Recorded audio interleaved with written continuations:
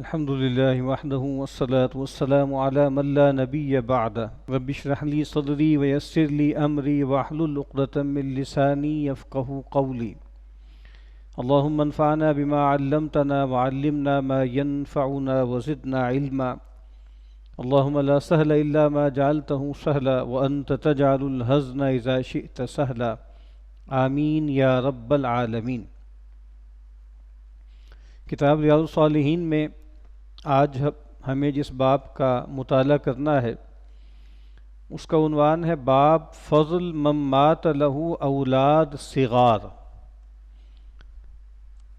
ان والدین کی فضیلت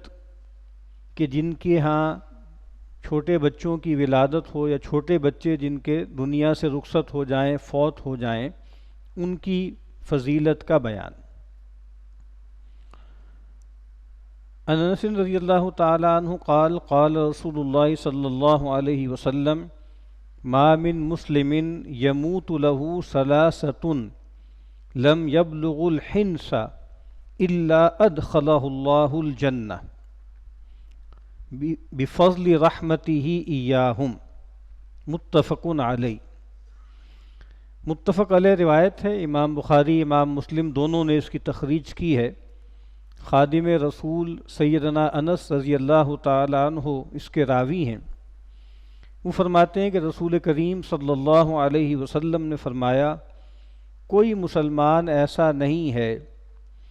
کہ جس کے 3 بچے دنیا سے رخصت ہوں اور وہ تینوں بچے نابالغ ہوں، یعنی حنس کا مطلب ہے حلم، یعنی ابھی وہ بالغ نہیں ہوئے تھے، بلوغت سے پہلے اگر کسی کے 3 بچے دنیا سے چلے جائیں گے، کیا ہوگا؟ اللہ تعالیٰ اس کو جنت میں داخل کریں گے ان بچوں پر اپنی رحمت کی وجہ سے۔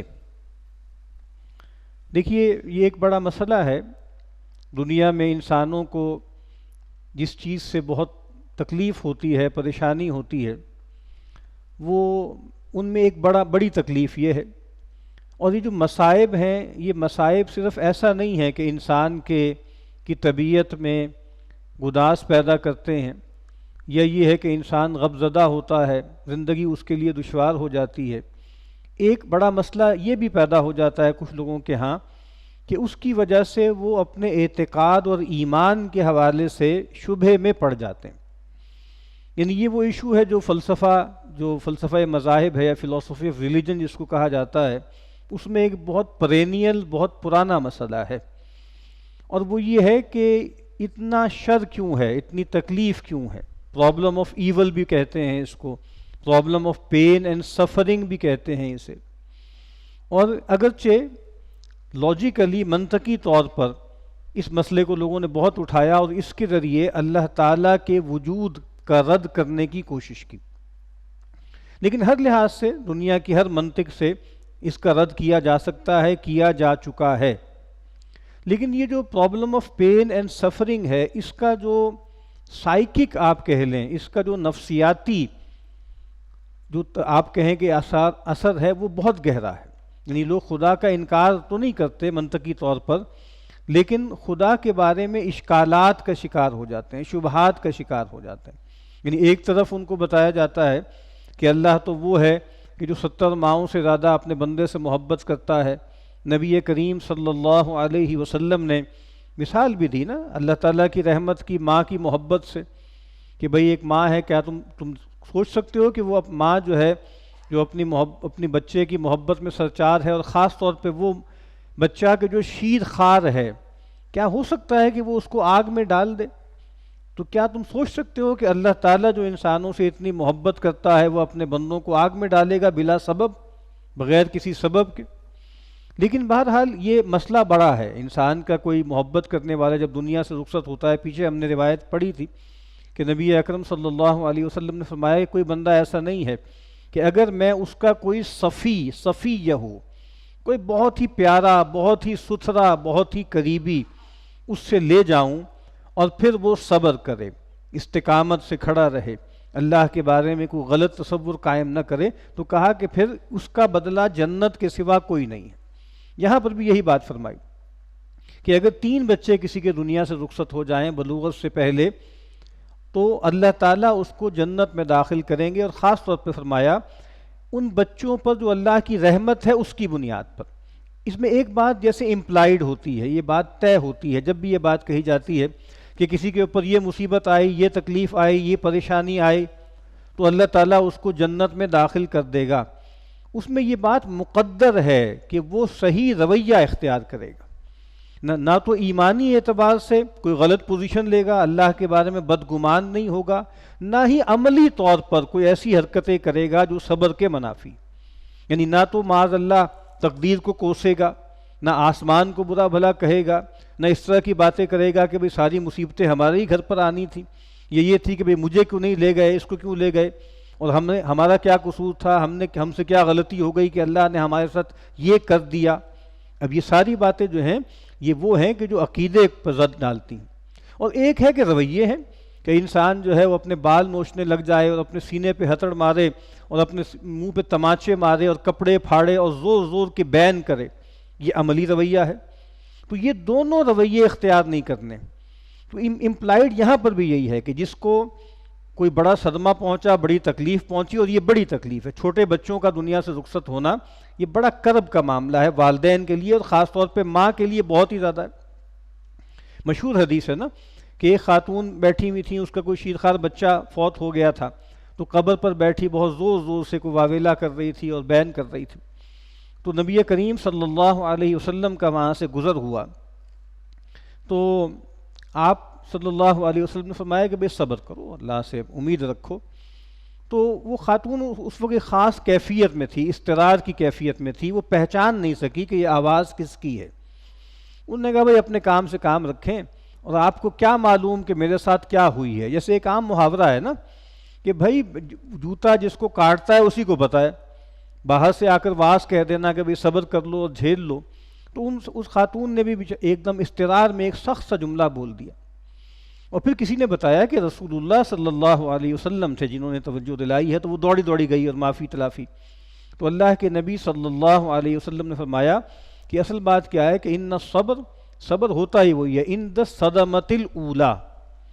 کہ جب ابتدائی صدمہ ہوتا ہے نا، زخم جب ہرا ہوتا ہے، اس وقت تو انسان کو صبر کرنا ہوتا ہے۔ یعنی انسان جو ہے وہ سال 6 مہینے معاذ اللہ کے بارے میں الٹی باتیں کرتا رہے اور خود واویلا کرے اور بین کرے، اور سال کے بعد کہے جی مجھے تو صبر آ گیا،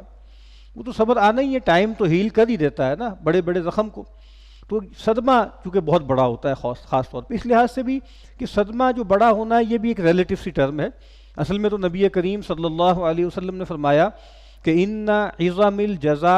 الجزا مع عظم البلا، جتنی بڑی آزمائش ہوگی نا، جتنی بڑی تکلیف ہوگی، اتنا بڑا اجر ہوگا۔ ایک لحاظ سے تو آپ دیکھیں کہ جوان کڑیل اولاد کی جو موت ہے وہ بہت بڑا صدمہ ہے، وہ تو توڑ کے رکھ دیتا ہے، اور یہ چھوٹے بچوں کا جانا اتنا بڑا صدمہ نہیں ہے، لیکن اس کی نوعیت مختلف ہے۔ چھوٹے بچوں سے محبت بہت ہوتی ہے، لاڈ بہت ہوتا ہے، اسی لیے خاص طور پہ تذکرہ کیا کیا کہ اللہ تعالیٰ کی جو رحمت ہے ان بچوں کے ساتھ، اس کی وجہ سے اس پر گویا اس کا لحاظ کرتے ہوئے اللہ تعالیٰ اس کو جنت میں داخل کر دیں گے۔ سیدنا ابو ہریرہ رضی اللہ تعالیٰ عنہ فرماتے ہیں کہ رسول اللہ صلی اللہ علیہ وسلم نے فرمایا لا يموت لأحد من المسلمین ثلاثة من الولد لا تمسه النار الا تحلة القسم۔ یہ بھی متفق علیہ روایت ہے کہ نبی کریم صلی اللہ علیہ وسلم نے فرمایا کہ مسلمانوں میں سے کوئی ایسا نہیں ہے کہ جس کے 3 بچے دنیا سے رخصت ہو جائیں، اور وہی بات امپلائیڈ ہے اس میں، بچپن میں چلے گئے، تو کہا کہ اس کو جہنم کی آگ نہیں چھوئے گی مگر قسم کو حلال کرنے کے لیے۔ یعنی جس طرح پچھلی حدیث میں بیان ہوئی تھی، وہی بات ایک اور تاکید کے اسلوب میں بیان فرما دی کہ بھئی قسم پورا کرنے کے لیے۔ اس کو امام نووی رحمۃ اللہ علیہ نے نیچے وضاحت بھی کی ہے کہ اس سے مراد کیا ہے۔ قرآن مجید میں ایک جگہ فرمایا وَإِن مِّنكُمْ إِلَّا وَارِدُهَا، کہ تم میں سے کوئی نہیں ہے مگر اس کو جہنم پر وارد ہونا ہے۔ صحیح احادیث میں معلوم ہوتا ہے نا کہ ایک جسر ہوگا، ایک پل ہوگا جہنم کے اوپر تنا ہوا، اور سب کو اس پر سے گزرنا ہوگا، اور پھر اسی پہ آنکڑے لگے ہوئے ہوں گے اور وہیں پر گویا چھانٹی ہو جائے گی۔ تو کہا کہ بس وہ تو گویا سب کو گزرنا ہے اس کے اوپر سے، وہ جہنم کے اوپر ہے وہ پل۔ تو کہا کہ وہ چونکہ اللہ نے قسم کھائی ہے وَإِن مِّنكُمْ إِلَّا وَارِدُهَا، اللہ نے گویا اس اس بات کو طے کر دیا ہے کہ سب کو اس پر سے گزرنا ہے، تو اس شخص کو بھی ان والدین کو بھی گزرنا ہوگا جن کے 3 بچے دنیا سے چلے گئے۔ اور دیکھیں یہ ایک اور بات بھی سمجھنی چاہیے کہ ایک تو میں نے عرض کیا نا کہ خاص اس صدمے کے حوالے سے رویہ کیا تھا والدین کا، وہ بھی اپنی جگہ ٹھیک ہے، اور دوسری بات یہ کہ اوور آل ان کا کنڈکٹ کیا تھا، کیونکہ ذکر کیا ہو رہا ہے ما من مسلمن، کوئی مسلمان ایسا نہیں ہے، اور یہاں فرمایا کہ لِأَحَدٍ مِّنَ الْمُسْلِمِينَ، امپلائڈ کیا ہے کہ یہ اللہ پر ایمان بھی رکھتے ہیں اور فرما بردار بھی ہیں، اور من جملہ اللہ تعالیٰ کی بندگی پر قائم ہیں۔ یعنی کوئی آدمی اس سے یہ خیال نہ کرے کہ ایک آدمی یہ خیال کر لے کہ بھئی چلو ہمارے 3 بچے چلے گئے ہیں تو اب ہم جیسے حلال حرام کا خیال نہ کریں، ہم جو ہے فرائض کو چھوڑ دیں، یہ مراد یہاں پر کبھی بھی نہیں ہوتا۔ یعنی ہر مسلمان، ہر مومن، اس سے زندگی میں بڑی کوتاہیاں ہوتی ہیں، بڑی اس سے جو ہے لغزشات ہو جاتی ہیں، اس طرح کے بڑے بڑے صدمے کفارہ بن جاتے ہیں، اور وہ احادیث بھی ہم پڑھ چکے ہیں، اور قرآن مجید میں بھی اس کا بیان ہے کہ بندہ مومن کے لیے تو ہر تکلیف، ہر مصیبت، کوئی کانٹا چھپ جائے، کوئی چیز کہیں رکھ کے بھول جائے، اس سے اس کو ایک کرب محسوس ہو نفسیاتی، اور وہ صحیح رویہ اختیار کرے، اس پر اس کو اجر ملے گا، اور اس کے ذریعے اللہ تعالیٰ اس کے بہت سے گناہوں کو صاف کر دیں گے، ایک کلینزنگ کا عمل ہو جاتا ہے مصائب کے ذریعے، ٹھیک ہے۔ اور اکبر الآبادی کا شعر ہے نا کہ ان مصائب سے کام لے اکبر، اور کہا کہ یہ جو غم ہے نا یہ بہت بڑا انسان اللہ کی معرفت کا بڑا ذریعہ ہے، انسان اوقات میں آ جاتا ہے، انسان کو اپنی حیثیت معلوم ہو جاتی ہے۔ اگلی حدیث ہے جاءت امرأۃ الی رسول اللہ صلی اللہ علیہ وسلم فقالت، ایک خاتون رسول کریم صلی اللہ علیہ وسلم کی خدمت میں حاضر ہوئیں اور درخواست کی، یا رسول اللہ ذهب الرجال بحدیثک، کہ جو مرد ہیں نا وہ تو آگے نکل گئے، وہ تو بازی لے گئے، آپ کی باتیں سننے میں وہ آتے ہیں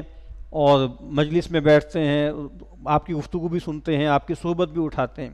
فَاجْعَلْ لَنَا مِن نَفْسِكَ يَوْمًا نَأْتِيكَ فِيهِ تُعَلِّمُنَا مِمَّا عَلَّمَكَ اللَّهُ، تو اللہ کے نبی صلی اللہ علیہ وسلم آپ ہم خواتین کے لیے ایک خاص دن اپنے ہاں مقرر کر لیں، اور اس میں جو اللہ تعالیٰ نے آپ کو تعلیم دی ہے، جو اللہ نے آپ کو سجھایا ہے، اس میں سے ہمیں بھی خصوصی تعلیم دے۔ یعنی ایک تو وہ دین کی دعوت ہے نا، اور دین کا پیغام ہے جو سب کے لیے شائع و ضائع ہے، سب تک پہنچ رہا ہے، دین محفوظ ہے، اس کی تمام بنیادی تعلیمات جو ہیں وہ بیان کے ذریعے بھی ہیں اور اس سے بڑھ کر عمل کے ذریعے بھی ہیں۔ یعنی یہ دین جو ہم تک منتقل ہوا ہے یہ توارث کے ذریعے جو ہے، اور کیا ہے کہ نسلوں میں چلا ہے، اور ایک تواتر کے ذریعے ہم تک پہنچا ہے، وہ تو سب تک پہنچ ہی رہا ہے، لیکن یہ بات کہ آپ کی باتیں ہیں، آپ کی تلقینات ہیں، آپ کا واعظ ہے، آپ کی نصیحت ہے، ہم محروم رہ رہے ہیں، تو آپ کو ایک خاص دن مقرر فرما لیں اور اس میں بس اب آپ ہمیں واعظ کیا کریں۔ تو نبی اکرم صلی اللہ علیہ وسلم نے ان کی درخواست کو قبول فرمایا، کہا اجتمعنا یوم کذا و کذا، کہ بھئی ٹھیک ہے فلاں فلاں دن میں جمع ہو جاؤ یا جمع ہو جایا کرنا۔ فاجتمعنا، تو ہم خواتین کہتی ہیں کہ ہم جمع ہو گئیں۔ فَأَتَاهُنَّ النَّبِيُّ صلی اللہ علیہ وسلم فَعَلَّمَهُنَّ مِمَّا عَلَّمَهُ اللَّهُ، تو نبی کریم صلی اللہ علیہ وسلم ان کے ہاں تشریف لے گئے جہاں خواتین کا اجتماع تھا، اور پھر ان کو اللہ نے جو تعلیم دی تھی پیغمبر کو صلی اللہ علیہ وسلم، اس میں سے کچھ حصہ ان کو بھی تعلیم فرمایا، اور پھر اس گفتگو میں یہ بات بھی فرمائی، اور چونکہ یہ بات خواتین کے ساتھ ہوتی تھی، ماؤں کے ساتھ ہوتی تھی، بہت عام معاملہ تھا، ما من کن امرأۃ تقدم ثلاثۃ من الولد الا كانوا لها حجابا من النار، کہ تم میں سے کوئی عورت ایسی نہیں ہے کہ جس نے 3 بچے آگے بھیجے ہوں، اللہ کے سپرد کیے ہوں، مگر یہ کہ وہ بچے اس خاتون کے لیے جہنم کے رستے میں ایک حجاب، ایک آڑ، ایک پردہ، ایک رکاوٹ بن جائیں گے۔ اب یہ وہی فضیلت ہے جو خواتین سے کلام ہے، تو اب ان کا تذکرہ ہو رہا ہے کہ اگر تم میں سے کسی نے 3 بچے اللہ کی جناب میں پیش کیے ہیں، چھوٹی عمر میں بچے چلے گئے،